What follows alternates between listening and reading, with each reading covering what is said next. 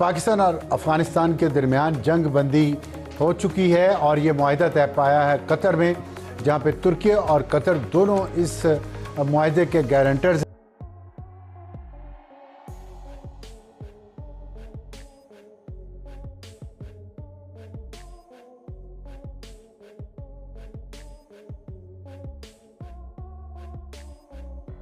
ये सुपर पुस्की का क्या करें जो 3 दिन में घुटने टेक गया भाई। अब सुपर पावर और सुपर पुस्की में बड़ा फर्क होता है। वो तो फिर भी सुपर पावर था, 20 साल तक लड़ा, ये तो सुपर पुस्की है। 3 दिन में सरेंडर हो गया, कतर आने पे मजबूर हो गया, 24 घंटे पहले ही कतर में बैठा हुआ। ये हालत है पाकिस्तान कि हमें इन मुज़ाकरात से किसी किस्म की कोई उम्मीद नहीं है, क्योंकि जो असल इशू है पाकिस्तान और अफगानिस्तान के दरमियान वो ये कि अफगान ये मुतालबा कर रहे हैं कि पाकिस्तान अपने 2 सूबे इनके हवाले कर दे। उनके पास ना एयरफोर्स है, ना उनके पास कोई एटमी ताकत है, मगर उन्होंने पाकिस्तान का मुकाबला किया और पाकिस्तान को मजबूर किया कि अपनी सिफारती कुव्वत, अपनी डिप्लोमेसी, अपनी सब कुछ आपके सामने रख दे। अफगान तालिबान के सामने तो नहीं, मगर कतर और तुर्की के सामने। अफगानिस्तान के साथ एक पंगे में लगातार रहना और फिर भारत जैसे खतरे का सामना करना, ये दोनों चीज़ें अगर एक साथ होती हैं तो पाकिस्तान के लिए बड़ी प्रॉब्लम हो सकती थी। लिहाजा उस वक्त पाकिस्तान ने फ़ौरन कोशिश की, कतर को बीच में डाला और फिर हमारा एक सीज़ फायर का मुआहदा हो गया। तो सबसे ज़्यादा इसकी जो खुशी है वो मुझे है, आपको है, पाकिस्तानियों को है, और सबसे ज़्यादा जो इस वक्त दुख हो रहा है वो हिंदुस्तान में हो रहा है। इंडिया में इस वक्त जब मैं ये बात कर रहा हूँ तो मुल्ला मुत्तकी के पुतले जलाए जा रहे हैं। वही मुल्ला मुत्तकी जिसको कल तक बैंक्वेट्स दिए जा रहे थे, प्रेस कॉन्फ्रेंसेस दी जा रही थी और वो हर किस्म की वहाँ पे नोक झोंक में पड़ा हुआ था, उसके पुतले जलाए जा रहे हैं। अफगानिस्तान मुर्दाबाद के नारे लग रहे हैं, वहाँ जुलूस निकल पड़ा है। जो दोस्तों मैं विजय और आप देख रहे हैं विश रिएक्शन। तो दोस्तों दोहा में जो पाकिस्तान और अफगानिस्तान के बीच में सीज फायर हुआ है कतर और तुर्की की मदद से, उसके बाद पाकिस्तानियों ने खुशियां मनाना शुरू कर दिया है और साथ साथ वही बकवास भी शुरू कर दी है जो ऑपरेशन सिंदूर के वक्त इन्होंने की थी कि देखो हमने किस तरह जो है भारत को शिकस्त दी है। उसी तरह अब ये लोग बातें कर रहे हैं कि हमने अफगान तालिबान को घुटनों पे ला के रख दिया है और हमने हमारी सारी शर्तें इनसे मनवा ली है। हालांकि इनको ये जो खुशी हो रही है दोस्तों, इसकी वजह कुछ और है। जिस तरह अफगान तालिबान ने इनकी कुटाई की है, इनकी वर्दियाँ उतार कर इनकी नंबर 1 फौज की पूरी दुनिया में बेइज्जती करवा दी है, आज इस सीज फायर की वजह से इनकी इज्जत थोड़ी बहुत बच जाएगी। इसीलिए जो है इनको ज़्यादा खुशी हो रही है। मगर पाकिस्तान का मेन स्ट्रीम मीडिया आपको पता ही है दोस्तों, उसने फिर से अपने आवाम को चूरन देना शुरू कर दिया है, जिस तरह ऑपरेशन सिंदूर के वक्त इन्होंने दिया था। तो आज की वीडियो में हम यही देखेंगे, ये जो सीज फायर हुआ है इसके ऊपर पाकिस्तानी मीडिया क्या बातें कर रहा है, साथ साथ लाल टोपी इसके ऊपर क्यों भड़का हुआ है। तो चलिए देखते हैं, करते हैं वीडियो को शुरू। मगर वीडियो शुरू करने से पहले जो भी और हमारे चैनल पे पहली बार आए उनसे रिक्वेस्ट करूंगा, प्लीज हमारे चैनल को सब्सक्राइब कीजिए, वीडियो को लाइक और शेयर जरूर कीजिए। तो चलिए करते हैं वीडियो। जो लोग इस सीज फायर का, जंग बंदी का जश्न मना रहे हैं पाकिस्तान के अंदर, उनको थोड़ी शर्म, एक आईना देखना चाहिए उन्हें और थोड़ी शर्म उन्हें आनी चाहिए कि आपने अपनी जो डिप्लोमेसी है, सिफारती कुव्वत है, वो आपने दाव पे लगा दी है। अमेरिका और डोनाल्ड ट्रंप के हाथ में एक तरफ और दूसरी जानिब कतर और तुर्की के हाथ में। हाँ, आपके भाई ममालिक हैं, वो चाहते हैं कि जंग ना हो। चाइना ने भी आपसे कहा कि आप जंग मत करें, आप ब्रदरली नेशंस हैं, आप प्लीज अपने मामलात को सॉल्व करें। तो आपका लेवल, आपकी जहनियत का लेवल अब उस लेवल पे आ गया है जिसके ऊपर आपको तालिबान के साथ भी आपको बात करने के लिए, अफगान तालिबान के साथ भी बात करने के लिए आपको बैठना पड़ता है कतर और तुर्की के साथ। कि हमें इन मुज़ाकरात से किसी किस्म की कोई उम्मीद नहीं है, क्योंकि जो असल इशू है पाकिस्तान और अफगानिस्तान के दरमियान वो ये कि अफगान ये मुतालबा कर रहे हैं कि पाकिस्तान अपने 2 सूबे इनके हवाले कर दे। सूबा खैबर और बलूचिस्तान अफगानिस्तान को दे दिए जाएं ताकि वो ग्रेटर अफगानिस्तान बना सके। ये असल इशू है। पूरे पाकिस्तान के सोशल मीडिया में, पूरी दुनिया में जो दुश्मन की जानिब से प्रोपेगेंडा हो रहा है, इस इशू पर ये बात नहीं करते। ये दुनिया को नहीं बताना चाहते कि हम एग्रेसर हैं, यानी अफगान एग्रेसर हैं, वो कॉलोनियल हैं, वो ऑक्यूपाई करना चाहते हैं पाकिस्तान को, और पाकिस्तान के 2 सूबे तलब कर रहे हैं पाकिस्तान से, जो पाकिस्तान जाहिर दे नहीं सकता। और उन 2 सूबों को लेने के लिए ये फिर पाकिस्तान में दहशतगर्द भेज रहे हैं ताकि पाकिस्तान आर्मी को इन दोनों सूबों से निकाला जा सके।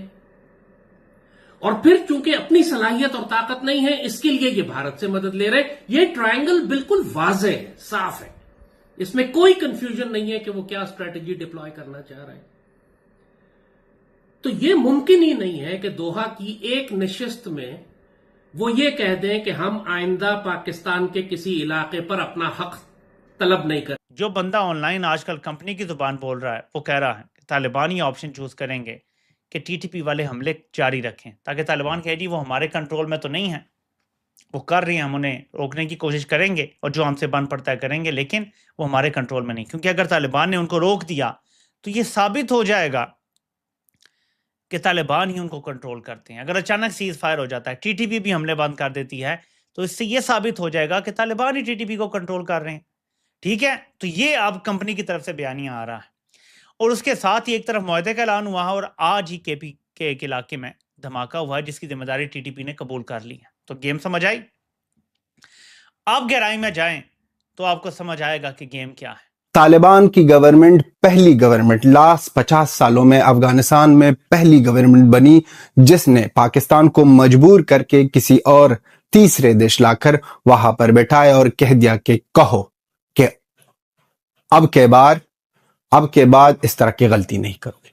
यह पहली गवर्नमेंट लास्ट 50 सालों में अफगानिस्तान की होगी और वही हुआ, सरेंडर, आंखें नीचे। अफगानिस्तान के लोगों के साथ अगर बातचीत करते हो तो आंखें नीचे। दोहा में बैठक हुई जहां पर कतार और तुर्की को हम नहीं चाहते हैं और ना ही लाइक करते हैं, लेकिन अब जब एग्रीमेंट हुआ है या कोई चीज हुआ है, वो दोनों शायद तुर्की और कतार वहां पर बैठकर और बात हुई है और अफगानिस्तान के डिफेंस मिनिस्टर ने सब कुछ वाज़ेह कर दिया। मुल्ला याकूब ने कह दिया कि हमारे देश से कभी भी किसी और देश पर अटैक नहीं होगा, लेकिन हम ये भी बर्दाश्त नहीं कर सकते हैं कि कोई और हम पर अटैक करे। और अगर फ्यूचर में वाज़ेह कर दिया, अगर फ्यूचर में इस तरह अटैक होते हैं अफगानिस्तान पर, तो अफगानिस्तान मुंह तोड़ जवाब देगा और इस तरह करारा जवाब देगा कि इसके ये सारे होश उड़ जाएंगे। पाकिस्तान की इंटेलिजेंस के पास ये इतला है कि भारत बहुत जल्द अगले 1 या 2 महीने में कोई ना कोई फॉल्स फ्लैग ऑपरेशन करके दोबारा पाकिस्तान के साथ ऑपरेशन सिंदूर जैसी सूरत पैदा कर सकता है। ऐसे में अफगानिस्तान के साथ एक पंगे में लगातार रहना और फिर भारत जैसे खतरे का सामना करना, ये दोनों चीज़ें अगर एक साथ होती हैं तो पाकिस्तान के लिए बड़ी प्रॉब्लम हो सकती थी। लिहाजा उस वक्त पाकिस्तान ने फ़ौरन कोशिश की, कतर को बीच में डाला और फिर हमारा एक सीज़ फायर का मुआहदा हो गया। अब सीज़ फायर का मुआहदा तो हमारे पास है, लेकिन यहाँ पे एक और ख़बर आई है जो बड़ी तशवीशनाक है। ख़बर यह है कि बड़ी खामोशी के साथ ये काम डाला गया और इफ्तिखार फिरदौस साहब हैं और बड़े तजुर्बाकार आदमी, इन्होंने इसकी निशानदेही की। फिर हमारे कुछ और जर्नलिस्ट हैं, उन्होंने भी निशानदेही की कि कतर ने पहले जो एक जारी किया था एलामिया, कतर से जारी हुआ था पाकिस्तान और अफ़गानिस्तान के मुज़ाकरात का, उस एलामिया में वर्ड बॉर्डर इस्तेमाल किया गया था, सरहद का लफ्ज़ इस्तेमाल किया गया था अफ़गानिस्तान और पाकिस्तान के बीच में। लेकिन फिर तालिबान के कहने पे उस लफ्ज़ को ख़त्म कर दिया गया। Pakistan own issue, internal issue, ये कह रहे हैं मुल्ला याकूब। मुज़ाकरात और जो जंगबंदी के ऊपर दस्तखत करने के बाद ख्वाजा आसिफ के साथ, तो किस बुनियाद के ऊपर पाकिस्तानी जो ख्वाजा आसिफ हैं, जो अपना महमूद गजनबी को भी एक लुटेरा डिक्लेयर कर दिया जिन्होंने, वो किस मुंह से इस चीज को सेलिब्रेट कर रहे हैं? और मुझे थोड़ा इसके ऊपर एक्सप्लेन करने दें। अगर अफगानिस्तान का फॉरेन मिनिस्टर, डिफेंस मिनिस्टर आके दस्तखत करने के बाद, हाथ मिलाने के बाद कहता है कि यार ये तो पाकिस्तान का अंदरूनी मसला है, हम तो पाकिस्तान में जिस नाम से भी हमले हो रहे हैं, जो भी हमले कर रहा है, उस सबकी हम मुजामत करते हैं, हम उसके खिलाफ हैं, हम उसकी हिमायत नहीं करते, और साथ साथ ये भी कह रहे हैं ये इनका अंदरूनी मसला है, इंटरनल अफेयर्स। तो फिर गारंटी कतर और तुर्की ने किस चीज की ली है? ये आज की वीडियो और ये जो सीज फायर हुआ है इसके ऊपर पाकिस्तानी मेन स्ट्रीम मीडिया पे तो आपको पता ही है, पाकिस्तान का मेन स्ट्रीम मीडिया ये तो एक पाकिस्तानी फौजी मीडिया इसको कहेंगे हम, और ये 24 घंटे पाकिस्तानी सरकार और पाकिस्तानी फौज के तलवे चाटते हैं, इनकी जूते चाटते रहता है और दिन भर ये जो है प्रोपेगेंडा करने का काम करता है। मगर दूसरी तरफ आपने ये भी देखा कि ये जो पाकिस्तान के कुछ लोग हैं, कुछ एनालिस्ट हैं, कुछ रिपोर्टर्स हैं, वो जो बात कर रहे हैं कि ये जो खुशियां आप लोग मना रहे हो क्या सही में इसमें आपकी जीत है, क्योंकि आपको सीज फायर के लिए अगर कतर और तुर्की जैसे देशों की ज़रूरत पड़ रही है एक एटॉमिक कंट्री होने के बावजूद, तो समझ लीजिए कि आपकी डिप्लोमेसी क्या कर रही है, आपका क्या हाल बना हुआ है। क्योंकि इससे पहले पाकिस्तान ने एक्सेप्ट किया है कि जो ऑपरेशन सिंदूर है उसका सीज फायर डोनाल्ड ट्रंप ने किया था, हालांकि भारत ने साफ तौर पे मना किया था। तो आज एक न्यूक्लियर पावर कंट्री को किसी तीसरे कंट्री को बीच में लाना पड़ता है सीज फायर के लिए, वो भी अफगानिस्तान जैसे देश के साथ, तो इससे शर्म वाली बात कौन सी हो सकती है। मगर ये बात पाकिस्तान के समझदार लोग समझ सकते हैं, पाकिस्तानी आम आवाम को थोड़ी पता है भाई। उनको तो ये जो तलवे चाटू इनका मेन स्ट्रीम मीडिया है वो तो उनको चूरन देते ही रहेगा।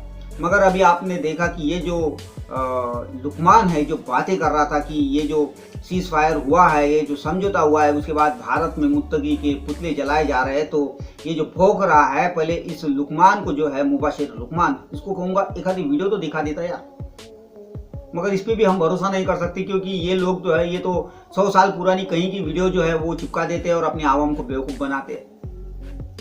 ये किस तरह प्रोपेगेंडा कर रहा है, किस तरह ये झूठी खबरें अपने लोगों को दे रहा है ताकि भारत और अफगानिस्तान के लोगों में जो प्यार है या दो देशों में जो रिलेशन बन रहे हैं उसमें कुछ इस तरह की झूठ जो है बात बताकर कुछ खटास पैदा करे।